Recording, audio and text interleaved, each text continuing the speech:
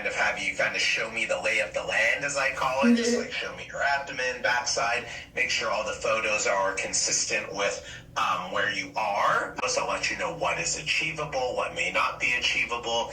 If there's a different procedure that can help you get you to whatever your goals are that you're going to tell me now, I'll let you know. And can you just hold your breast up so I can see your abdomen? Okay, turn to the side. Okay, let's see the back side. Okay, yeah. Okay, and turn to the side one more time. The reason I had you pinch your skin and show me from this, your muscle's a little bit stretched out here. There's something called rectus diastasis, okay? And that's just, obviously you carry twins, right? So the stomach stretched out a little bit, and then when it recoiled, it just didn't recoil firm. It like flat, probably like what you had before, kids. Yeah. So why is Dr. Jung telling me all this? Well, the point of Dr. Jung telling you all this is even with lipo on the front side, I can't get you firm and flat like this because it's a muscle that's pushing out, right? So if this is the fat, I can clean out the fat, but it's going to take on the shape of the underlying muscle. Does that make sense? Yeah, that makes sense. So if I take off the drawings, as you can see, the front side here looks like it's projecting forward to us a little bit, right? That's what I was talking about. Hey, there's a little muscle separation there. Not a big deal. Okay, so, you know, it's definitely a price difference, but then they can get you the cost of everything. So if it makes sense for you, it makes sense for you. So, you know, if you do opt to do the lipo, 2 little entryways, pubic area, 1 underneath your belly button, 1 in each armpit.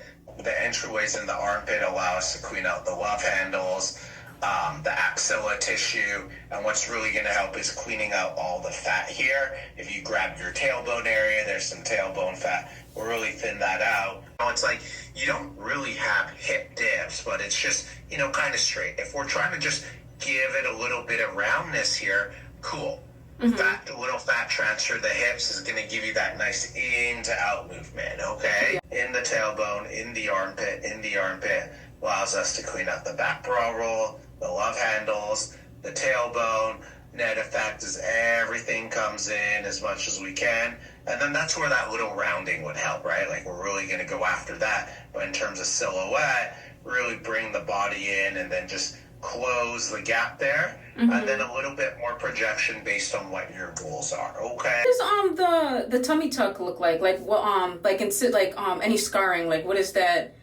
Yeah, like? So with the tummy tuck, obviously there's an incision, right? It's like a low curvilinear scar. And I'd have you, you know, like I'd get you on with our tummy tuck docs, right? We can talk to you about it. But it comes hip bone to hip bone, right? But like it hides pretty well in like a bikini underwear that you're wearing, okay? But yeah, like I always tell patients, there's a scar, right? Like you can, you know, a tummy tuck is they repair the muscle underneath and then they clip out X amount of skin so you're firm and flat underneath there. Because you got to think about if your skin's like this, right? Because the muscle's like that. Once that's pulled back, there's all this excess skin here now, right? So we got to cut that out and make it firm and flat to match like the abdomen under or muscle underneath there now again. That makes sense. And then so, yeah, that's a great question. For all patients who sign up for surgery, you end up getting this information packet, tells you like the recovery houses we work with, and then you can just give them a call and find out, you know, based on what you're looking for. Some people want a 3-day package, some people want a 5-day package, some people want a 14-day package, right? They're, hey, I'm just going to chill here until I'm done. Do you recommend, like, how many days should I stay? Like, what do you see on average? Yeah, good question. So if you're doing just the lipo BBL, like 8 to 10 days, most people stay here. Honestly, I'll see you day 7. A lot of people leave the next day, not a big deal.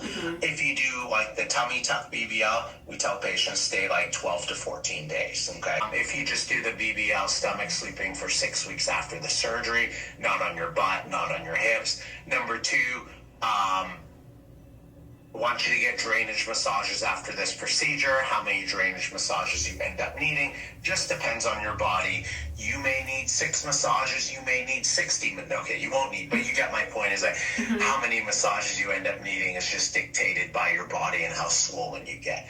Number 3, compression garment, you want to wear this thing 24/7 for the first 12 weeks after surgery. Again, 12 weeks is not the end all be all. Maybe at 12 weeks, all right, wow, I still feel swollen. Okay, cool. You just wear the garment a little bit longer. Okay? Doesn't mean anything's wrong. Just means, hey, my body just may need a little bit more time. And then the last one is sitting. What do you do for it? I actually do lashes. Okay, so you said a lot. Yeah, but I'm like, I have a salon now, so this is actually kind of like a part of my exit strategy because I have girls in there, so I'm like trying to like get my clients to stop coming to me. So I'm like, well, if I get the surgery, they ain't got no choice. Yeah, me too. I'm trying to operate less. So I got 3 other docs here. Exit strategy. Everyone's always thinking about exit strategy, right? Can't work forever. Want to enjoy your time with your kids, kind of like me. Okay, so, I mean, if you have time off, like you have people who cover for you, 6 weeks, no direct pressure on the buttocks. Now, I've had a lot of lash, MUAs, whatever. They just adjust the way they kind of do their lashes, okay?